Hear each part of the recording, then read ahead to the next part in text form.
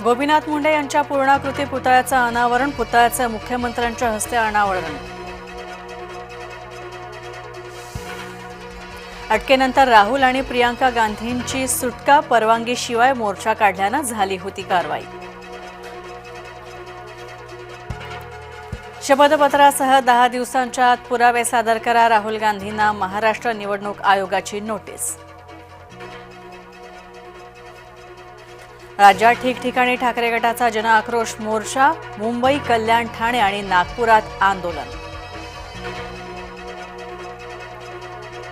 मोर्चा काढणाऱ्या ठाकरेंना भाजपचं थेट आव्हान, जनआक्रोशच्या निमित्तानं भाजपनं विचारले सवाल। महादेवी हत्येसाठी सरकारसह वनतारा सर्वोच्च न्यायालयामध्ये, शासन आणि नांदेणी मठ तसंच वनतारा यांची संयुक्त पुनर्विचार याचिका।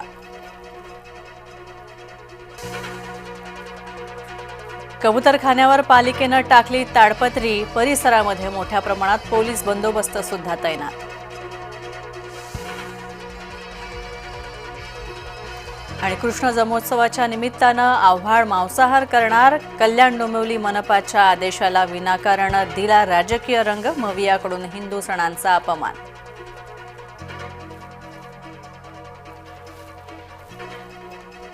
मुजोर पाकड्या चिपुरड्यांची दरपोक्ती, सिंधू नदीला बांध घालाल तर अणुबॉम्ब टाकू, पाकिस्तानच्या लष्कर प्रमुखांचा इशारा।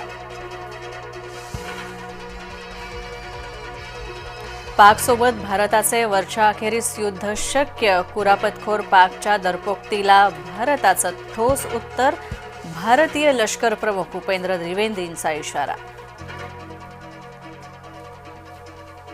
विठ्ठलाची पूजा हिंदीतून झालीच नाही, विठ्ठल रुक्मिणी मंदिर समितीकडून वारंवार वादावर स्पष्टीकरण सादर, विठ्ठल पूजेबाबत खोडसाळ तक्रार करणारा मात्र गायब।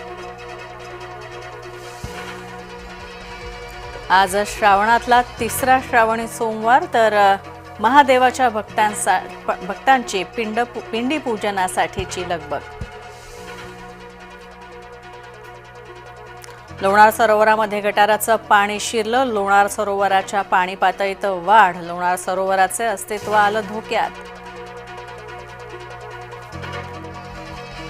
9वीच्या विद्यार्थ्यांना आता देता येणार पुस्तक समोर ठेवून परीक्षा, सीबीएसईच्या बोर्डाचा महत्त्वाचा निर्णय।